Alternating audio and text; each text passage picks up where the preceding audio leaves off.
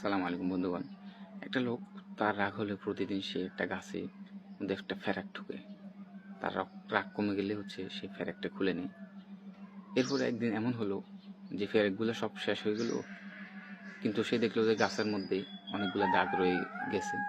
এরকম আমাদের জীবনে আমরা অনেক রাগ করি। রাগ করার ফলে রাগটা একসময় চলে যায়, কিন্তু দাগগুলো থেকে যায়।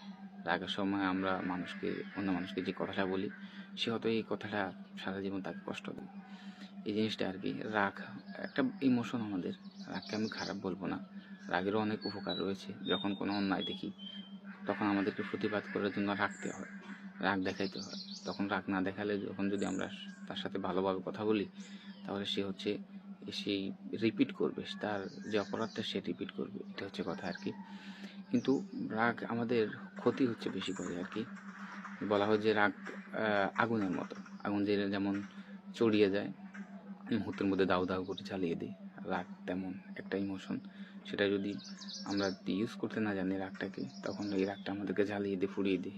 বন্ধুত্বের মাঝে সম্পর্ক নষ্ট করে, ফ্যামিলির মধ্যে সম্পর্ক নষ্ট করে এই রাগটা আমাদেরকে কন্ট্রোল করা শিখতে হবে। রাগ কন্ট্রোল করার জন্য হাদিসের মধ্যে নির্দেশনা দেওয়া রয়েছে। আর আমরা অনেক সময় দেখা যায় যে যাদের সাথে আমাদের রাগটা আসলে যায়, রাগ করলে ও কিছু বলবে না, তার সাথে বেশি রাগ করি। কিন্তু আমরা কি কখনো রাস্তাঘাটে বড় একটা পুলিশ অফিসারের সাথে কখনো আমরা রাগ করি? তখন কি আমাদের মাথায় রাগ আসে? তখন আমরা জানি ওর সাথে রাগ করলে ও আমাদেরকে জেলে ঢুকে দিবে। তখন আমরা তার সাথে রাগ করি না। কিন্তু আমরা রাগ করি আমাদের ফ্যামিলির এমন সদস্যদের সাথে, যাদের সাথে রাগ করলে আমাদের সমস্যা হবে না। এটা হাস্যকর ব্যাপার আমাদের। এটা আর কি। যার সাথে আমাদের রাগটা আসলে যায়, তার সাথে আমরা রাগটা করি। এবার কারোর সাথে আমরা রাগ করি না। এটা আর কি। তো আমাদেরকে এই রাগটা থেকে বেঁচে থাকতে হবে, কারণ রাগ করার দ্বারা মানুষের সাথে আমাদের সম্পর্ক নষ্ট হয়ে যায়।